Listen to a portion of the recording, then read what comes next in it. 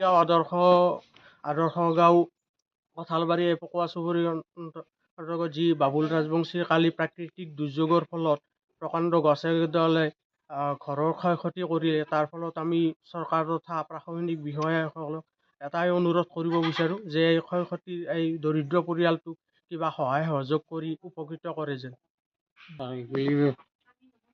ৰাতি কি বুলি কয় 3টামান বজাত কি বুলি কয় প্ৰকাণ্ডৰ গাছডাল কি বুলি কয় মোৰ ঘৰৰ ওপৰত পৰি গৈছে।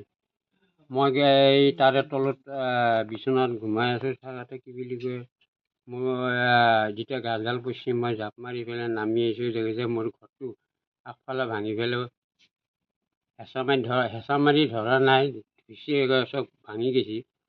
তাৰপিছত কি বুলি কয় মই